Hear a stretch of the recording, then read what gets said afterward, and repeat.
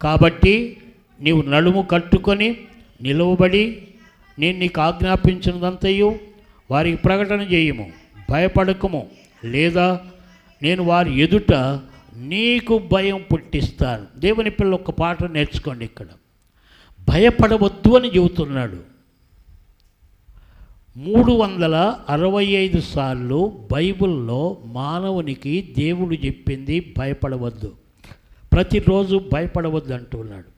కానీ మనుషులు భయపడుతూనే ఉన్నారు. ఈరోజు నాకు దేవుడు అది చేయలేదు, ఇది చేయలేదు అంటే దేవుని తప్పు కాదు, నీలో భయం ఉంది.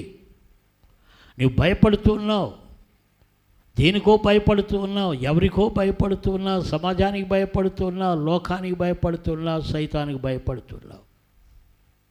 ఇక్కడ దేవుడు అంటూ ఉన్నాడు, దేవుడు చెప్పే మాట జాగ్రత్తగా వినండి. ఇక్కడ భయపడకము, లేదా నేను వారి ఎదుట నీకు భయం పుట్టిస్తాను.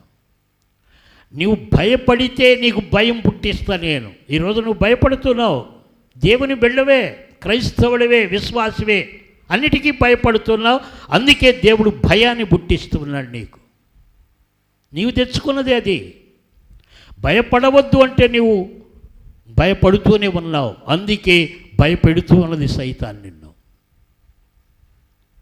భయపడవద్దు అంటే ఇంకెందుకు భయం?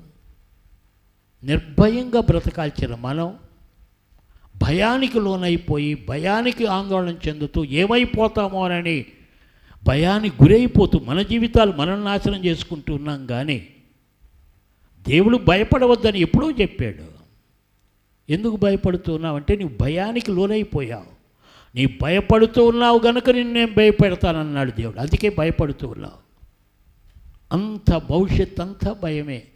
రేపటిని కూర్చిన భయం, ఇంకాసేపట్లో ఏం జరిగిద్దో భయం. కొంతమందికి భయాలు ఎప్పుడూ వెంటాడుతూనే ఉంటాయి.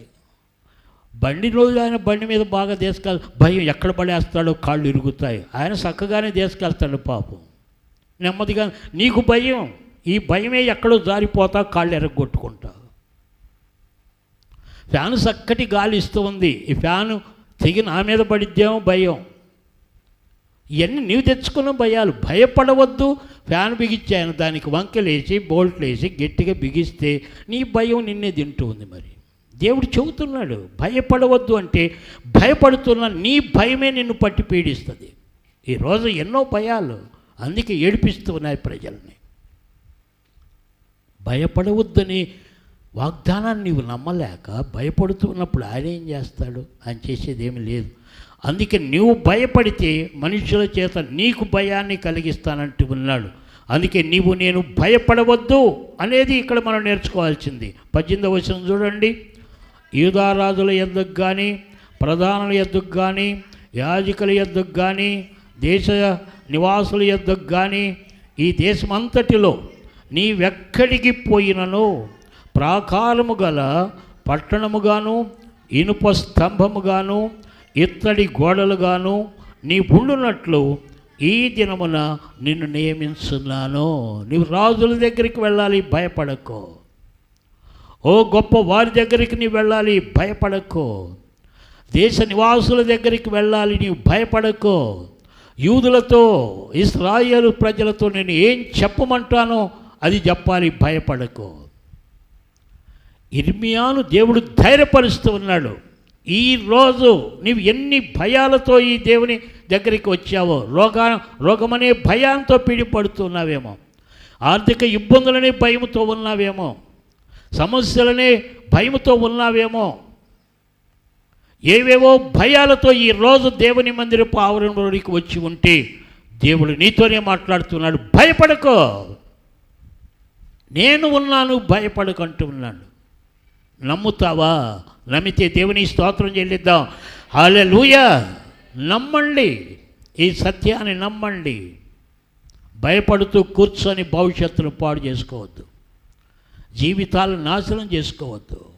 భయపడవద్దు అని దేవుడు ఈరోజు నీకు అభయమిస్తున్నాడు. నీవు ఏ స్థితిలో ఈరోజు ఈ మందిరపు ఆవరణములో ఉన్నా, ఏ పరిస్థితిలో నీవు ఉన్నా, ఎన్ని కొరతలు కలిగి దిగులుతో అవమానంతో ఉన్నా, దేవుడు ఈరోజు నీతోనే మాట్లాడుతున్నాడు. భయపడవద్దు అంటున్నాడు. ధైర్యంగా ఉండు, దేవుడు ఏం చేస్తాడో చూడు. నీ జీవితంలో అద్భుతం చేస్తాను అంటూ ఉన్నాడు. తర్వాత ఇంకా గమనించండి, ముందుకు వెళ్దాం. 9వ వచనం, వారు నీతో యుద్ధము చేతురు కానీ నిన్ను విడిపించుటకు నేను నీకు తోడై ఉన్నందున వారు నీ పైన విజయం పొందజాలరు. ఇదే యెహోవా వాక్కు. ఎంత అద్భుతమైన మాట. వారు నీతో యుద్ధము చేస్తారు కానీ నేను నిన్ను విడిపిస్తాను. యుద్ధము యెహోవాది. నీ మీదికి యుద్ధానికి లేస్తారు. నేను నీ పక్షమున యుద్ధం ఆడేవాడిని. నేను నీ తోడై ఉన్నాను. అవును, ఈరోజు మనందరికీ యుగ సమాప్తి వరకు సదాకాలం నేను మీకు తోడై.